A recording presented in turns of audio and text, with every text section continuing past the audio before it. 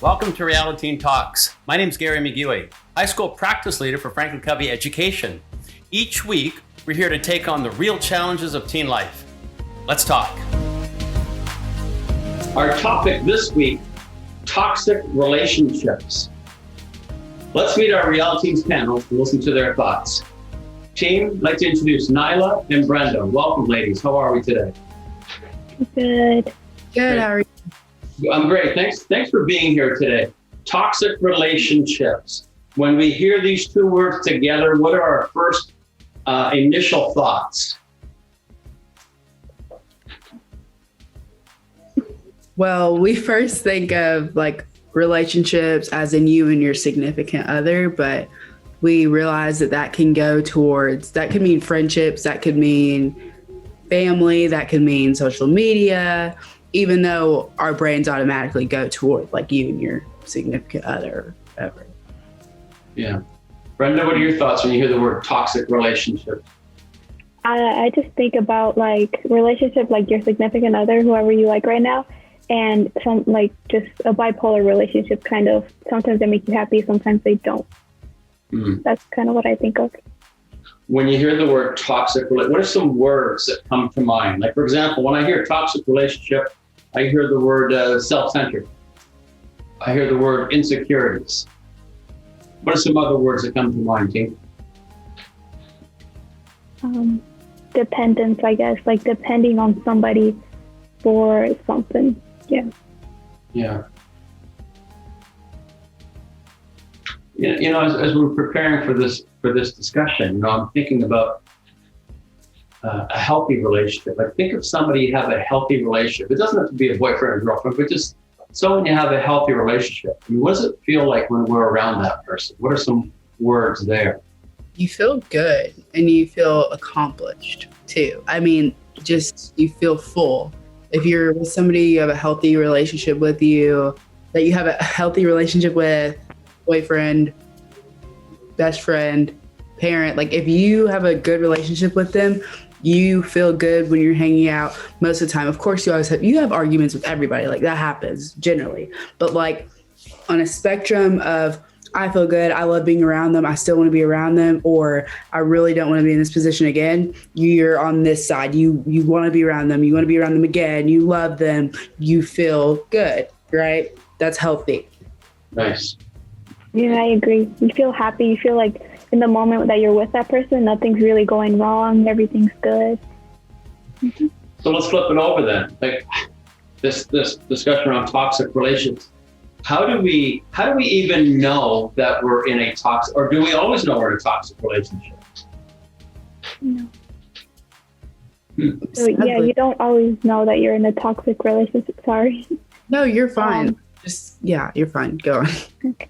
Yeah, sometimes at first you like ignore all the red flags. You don't really see them doing anything wrong because you like them so much. But then as time goes on, you like realize you're unhappy and they're doing things. Now you're realizing that they're doing things that you don't like. You ever had friends say like, "What are you doing with that person, guys? Do you know that?" And we have this huge blind spot, I guess, right?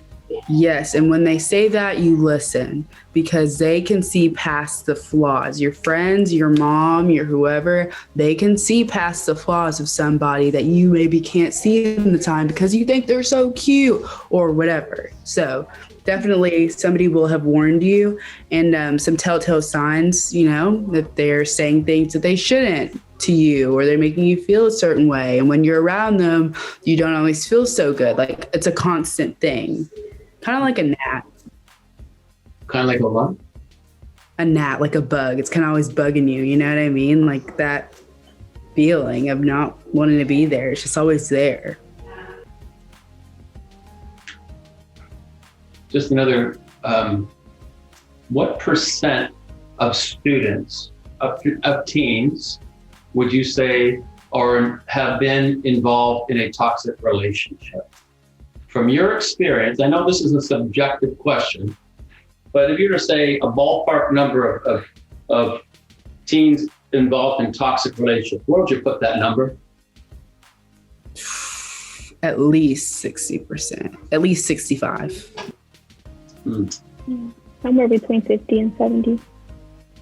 Yeah. You think that would surprise our listeners to hear that? I mean, at first maybe, but like if you like at first be like, whoa, that's crazy. But then if you sit like everybody, if you just think, when you think about it, it makes perfect sense, because so many things are toxic, but you don't realize it because it's been normalized, and it shouldn't have been, but it has been. So. I agree, because right now I can just think about like even close friends that I have that have been in toxic relationships. I think about who has been in toxic relationships and who has actually been in healthy ones. And I think, I don't know, my attention goes more to the toxic ones. So you're my toxic relationship coach. And I'm finally coming to grips with the fact that, yeah, I am in a toxic relationship. And I need to get out of this, because remember, it takes two people to have a toxic relationship. So what would you say, being my toxic relationship coach, what would you say? Here are some suggestions, Gary, that would help you get out of this negative, toxic, potentially abusive relationship. Okay. I would say at first you would need to have communication with that person. And before you do that, you should self-assess, why do you like them? What makes you happy?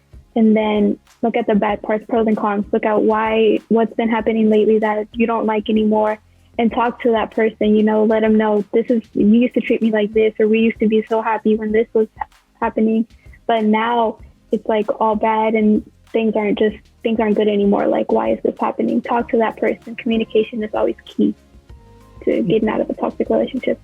100%. And after you self-assess, and even while you're self-assessing, maybe jot down specific moments and points in times and arguments and things said that have made you feel less bad, however, and bring it to them. And if you really do decide that you want out of this, which I think you should, if there's enough things for you to list down to get out of a relationship, I think you should say, hey, you make me feel like this when you do this, and I don't think we should be together anymore. And if at that point it's still not going your way and you really can't get out of it, I think that it will be a good time to go ahead and talk to someone that you trust, like a friend, a parent, even like somebody that you trust, and they can help you in any way get out of it. Because at that point, they also are familiar with that person. So they could also give you some ideas on how to get out of that relationship. But I think the quicker you're able to get out of a toxic relationship, the better you will be. So I really like that. Ask for maybe, because I know myself as a father, as a dad, sometimes I really wanted to step in and help. And I realized until I'm almost invited to that, I almost feel like my voice doesn't, I got to be careful. But I heard you say tonight, I think, to ask for someone for some advice or some help. And I think that's a huge piece of this. So, yeah. Yes, 100%. And another thing is, like, you could ask somebody for help that like is your go-to as well. Like, if you're in a relationship, like I know my friends, for example, like my close friends, they'll confide in me if they're in a relationship and they get in an argument. Well, your friends who care about you so much, they're going to document what happened in the argument, and they're going to remember things that happen, like whether that's like a mental documentation, but like if my friend decides they want out of a relationship, I'm going to definitely remember how they made my friend feel.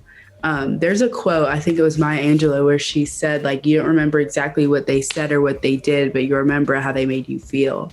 And that is so important.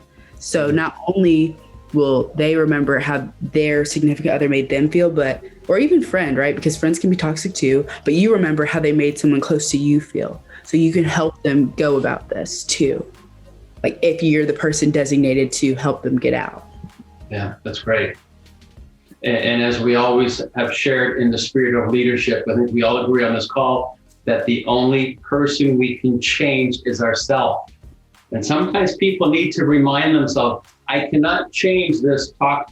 If I do this, maybe I can change them. We can influence, but we can't change anybody else. And once again, I love the fact you guys are saying we need to self-assess, we need to self-reflect. We need to talk to our are people we value, and we value their opinions. I was just, I'm listening to you, and as we talk around the 7 habits language, and habits 4, 5, and 6 all deal with relationships. Habit 4, this think win-win, this attitude of high courage and high consideration. And I think toxic relationship. Remember, habit 4 is the foundation for a healthy relationship. So if I'm with somebody who's more of a lose-win mentality or a win-lose mentality, it's going to be a bit of a challenge. It could turn into a toxic relationship. And this piece around listening, habit 5. Are they truly listening? So, there's so many different factors going into this. But just in closing today, team, I'd just like to kind of summarize your leadership thoughts here in offering hope, support to our listeners. What would you say are some 2, 3, 4 key takeaways from our discussion today? Well, I think, I'm not going to list every takeaway, but one big one that I just heard that I really liked is how you said, like, you can only change yourself. And you can, and when I hear that, I think I can get stronger. If I'm in a situation I don't like, I can get stronger and I can overcome it, And another takeaway, if you feel like you're in a situation that you don't like, and if you feel uncomfortable in it, take that strength, ask for help, or confront the person in that relationship, and you can do it. You can get through it. You have to know that you're not alone. We said between 60 to 70% we feel like, from what we know, you know what I mean? So that goes to show you that you are never alone in this, and people love you and they can help you get out of it. Great, thank you. Brenda? Yeah, I agree with her. And I feel like I'm adding this on, but I feel like it's really important too. You have to watch out for yourself first before you can really take care of other people. So it's important for you to realize what's best for you before you can go and try and be in a relationship that isn't working out for you. So I'm hearing you say, Brenda, you got to love yourself first, right? Is that what I'm hearing? Before you can love another. Yeah. Yes. Team, thank you so much for sharing this. Once again, a relevant topic. I think it's more evident in our society than we realize. So I appreciate you bringing this to the forefront and providing some hope and discussions for our listeners. Thank you very much, everybody. See you all next week. Take care. Team, let's summarize what we heard today around this topic of toxic relationships. First of all, the team shared how we have the ability to self-reflect and self-assess whether or not this is a healthy relationship. Secondly, we need to recognize that sometimes we all have blind spots regarding these relationships, and we may miss the red flags. It's so important that we truly listen to our inner circle, our friends and family that we trust, who are truly looking out for our best interest. They may see things that we completely miss or ignore. And lastly, remind ourselves that we cannot change anyone else, only self. We can influence through our modeling. Summarizing today and moving forward here, just let's reflect on a few things that we heard. I keep coming back to these 2 words, mutual benefit. Remember, the key to a healthy relationship, courage and consideration, are the 2 words that really come to mind when you hear the word mutual benefit. Habit 4, this ability to think win-win. Have courage towards self and have consideration for others.